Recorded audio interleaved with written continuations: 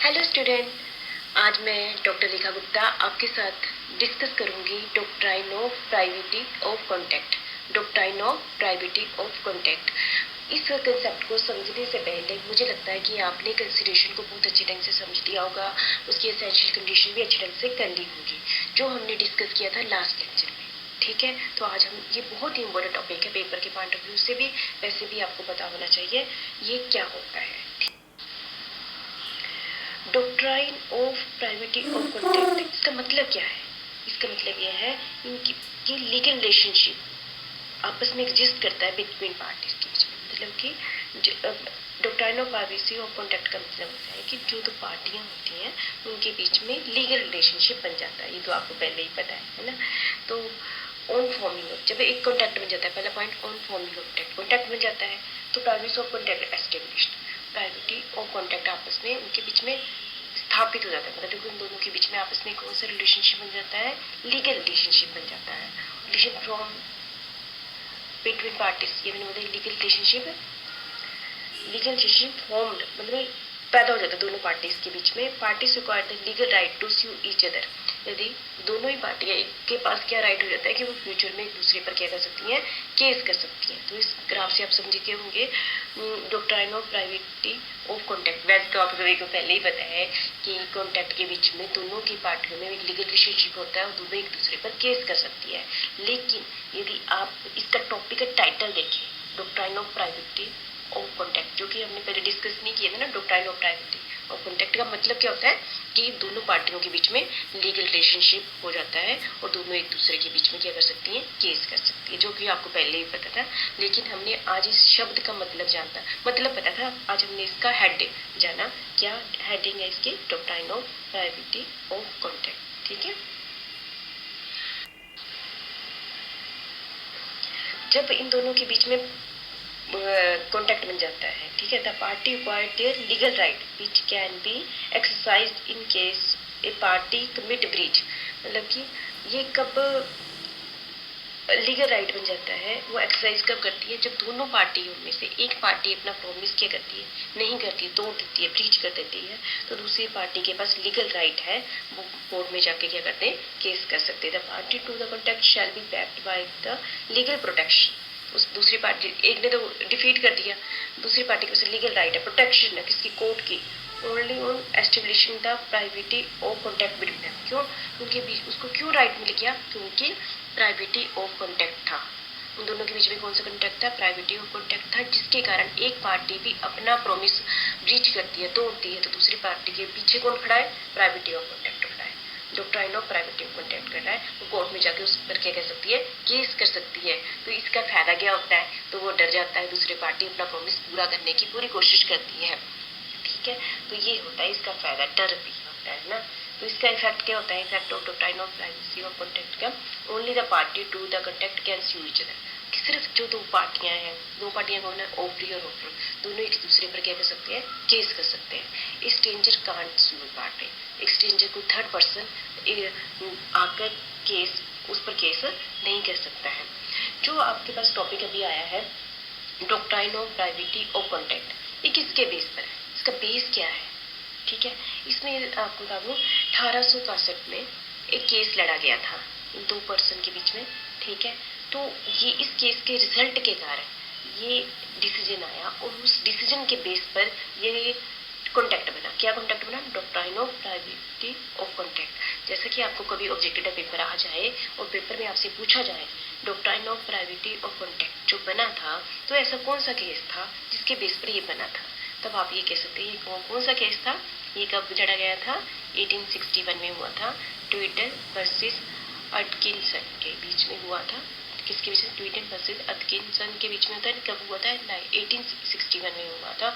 और इसमें ये डिसीजन लिया गया था सिर्फ पार्टियां ही आपस में एक दूसरे पर केस कर सकती हैं, कोई थर्ड पर्सन आकर उस पर केस नहीं कर सकता है। क्या कहा था? इस केस में ये कहा करता है कि the major object of this doctrine was that a contact is a contact between the party only party कसते हैं and no third person can sue upon it even if it is made for the, चाहे चाहे चाहे किसके benefit के लिए? Made for the benefit of third person. ठीक है, तो मुझे लगता है कि आप समझ गए होंगे, मैं बार बार कह रही हूँ। हमने अभी तक क्या पढ़ा, अभी तक doctrine of privacy of contract का मतलब बनना कि दोनों पार्टियों के बीच में लीगल रिलेशनशिप बन गया। कोई भी एक पार्टी अपना प्रॉमिस पूरा नहीं करती तो दूसरी पार्टी के पीछे कौन खड़ा है, प्राइवेसी ऑफ कॉन्ट्रैक्ट खड़ा है, तो कोर्ट में जाकर उस पर केस कर सकती है। बस ये कहा। और इस केस का बेस क्या है, ये टॉपिक क्यों बना, ये इस केस के बेस पर बना। जैसे जो 1861 में दो पर्सन के बीच में लड़ा गया था, तो उसके बेस पर ये टॉपिक, ये एक्ट में हमें शामिल कर दिया गया, doctrine of privacy of contract. ठीक है, अब तो समझ गए होंगे। और कि थर्ड, दोनों एक दूसरे पर केस करते, थर्ड पर्सन आकर केस नहीं कर सकता, चाहे वो बेनिफिशियरी भी है। ठीक है, इस केस में ये कहा गया, इसका मतलब है ऐसा नहीं है थर्ड पर्सन पार्टी केस नहीं कर सकती, बहुत सारी जगह मैं आपसे बोलूंगी कि कर सकती है, लेकिन जब ये टॉपिक आ जाता है प्राइवेसी कॉन्ट्रैक्ट पर, इसका मतलब ये है। ठीक है, समझ गए ना। तो आप कल बोलेंगे कि जी आपने अभी पिछले लेक्चर में बोला कि बेटी कर सकती थी, ठीक है, तो वो अलग कंसेप्ट है, उसको हम अलग से डिस्कस करेंगे। पर एक्चुअल में जब प्राइवेसी कॉन्ट्रैक्ट आ जाता है तब हम यही कहेंगे कि थर्ड पर्सन नहीं कर सकता है। ठीक है, इसको मैं आपको एक केस के जरिए भी समझाऊंगी। जैसा कि आपके स्क्रीन पर देख रहे हैं, यहाँ पर थर्ड पार्टी एक केस लड़ा गया था 1915 में। ठीक है, डनलॉप वर्सेस सेल्फ्रिज के बेस में। ठीक है, तो मैंने इनको नाम दे दिए ताकि आप कंफ्यूज ना हो। जिसने लड़ा वो ए था और जिसके बीच में लड़ा गया था वो सी था। ठीक है, ए और सी के बीच में लड़ा गया था। तो मैं आपसे जो मिस्टर ए था वो क्या था, प्रोमाइजर था।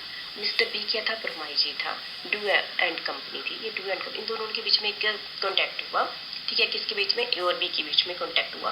उन्होंने कहा, ए ने सामान बेच दिया बी को, और उसने बी को ये कहा, मैं तुम्हें सामान तो बेच रहा हूँ, लेकिन तुमने इस प्राइस से नीचे मार्केट में सामान नहीं बेचना है। ठीक है, क्योंकि मेरी मार्केटिंग खराब जाती है। बी ने एक को प्रॉमिस कर दिया, ठीक है मैं इससे कम रेट पर सामान नहीं बेचूंगा। ठीक है, बी के पास सामान आ गया, अब हो गया, कॉन्ट्रैक्ट कंप्लीट हो गया ना। फिर अब क्या हुआ, डू एंड कंपनी जो बी था, प्रॉमिस था, उसने अब आगे फिर सामान बेच दिया। अब वो क्या बन गया, प्रोमाइजर बन गया। ठीक है, और उसने फिर सी के साथ कॉन्टैक्ट किया, एक थर्ड पर्सन को, फिर सेल्फ्रिज के को सामान बेच दिया, और उसने फिर सी को कहा कि तुमने इससे नीचे सामान नहीं बेचना है। तो उन्होंने कहा ठीक है। ठीक है, पर क्या किया, ठीक है समझ गए, ए और बी थे, इनके बीच में कॉन्टैक्ट हुआ, फिर बी और सी के बीच में कॉन्टैक्ट हुआ। ठीक है, उन दोनों ने एक दूसरे को कहा, नेक्स्ट पर्सन को कहा कि आप इस रेट से नीचे सामान नहीं बेचेंगे। ठीक है, होगी बात भी करें। तो मिस्टर सी ने क्या किया, मिस्टर सी ने क्या किया, फ्यूचर में जब उसके पास सामान आ गया तो उसने उस रेट से कम रेट पर बेच दिया जो उसने बी के साथ प्रॉमिस किया था। ठीक है, प्रॉमिस किसने किया था, बी के साथ, ठोकी बात। और क्या किया, फ्यूचर में क्या हुआ, ए जिसने सबसे पहले कंडीशन लगाई थी उसने केस कर दिया सी पर। क्या कर सकता था, ए और सी के बीच में तो कॉन्टैक्ट हुआ ही नहीं। कॉन्टैक्ट किसके बीच में हुआ था, ए और बी, है ना, बाद में बी और सी के बीच में हुआ। तो क्या ए सी पर केस कर सकता है। तो इस जो doctrine of privacy of contact क्या कहता है, आपके अकॉर्डिंग क्या कहता है, अभी मैंने बताया कि पार्टी आपस में बीच में केस कर सकते हैं, थर्ड पर्सन नहीं कर सकता। ए और बी आपस में केस कर सकते हैं, कोई थर्ड पर्सन आके केस नहीं कर सकता। बी और सी आपस में केस कर सकते हैं, कोई थर्ड पर्सन आके केस नहीं कर सकता। यहाँ दो टॉपिक है ना, तो यहाँ पर कौन आ गया, एक ऊपर वाली पार्टी से ये आ गया और नीचे से सी आ गया, क्या आपस में केस कर सकते हैं। According to doctrine of privacy of contact के अकॉर्डिंग ये ए और सी पर केस नहीं कर सकता। क्यों, वो स्ट्रेंजर है। वैसे बाद में चाहे वो बेनिफिशियरी भी है, ये बेनिफिशियरी था, लेकिन इस केस के according doctrine of privacy of contact कहता है कि स्ट्रेंजर केस नहीं कर सकता। तो मुझे लगता है कि आप इस जो केस से आप बड़े अच्छे से समझ गए होंगे, पेपर में आ जाए तो आपने इसको डिटेल में ऐसे बताना है। ठीक है, मैं ए बी सी आपने नहीं लेनी है, ये तो मैंने आपको समझाने के लिए कि ताकि आप इन नाम के बीच में ही कंफ्यूज ना हो। ठीक है, पर अब जब आपने पेपर में केस लिखना है तो इनके नाम लिखने हैं आपने। ठीक है, ये मैंने आपको समझाने के लिए ए बी सी ऐसे कंसेप्ट बनाए। ठीक है, थैंक यू वेरी मच। मुझे लगता है आपने डॉक्ट्राइन ऑफ प्राइवेसी और कॉन्टैक्ट कर लिया है। क्या होता है, इन दोनों के बीच में लीगल रिलेशनशिप बन जाता है, और यदि एक भी पार्टी अपना कॉन्टैक्ट ब्रीच करती है, अपना प्रॉमिस ब्रीच करती है, तो दूसरी पार्टी के पीछे कौन खड़ा है, डॉक्ट्राइन ऑफ प्राइवेसी और कॉन्टैक्ट खड़ा है, और वो उस पर केस कर सकता है। ठीक है, थैंक यू वेरी मच। मुझे लगता है अच्छे से समझ गए होंगे।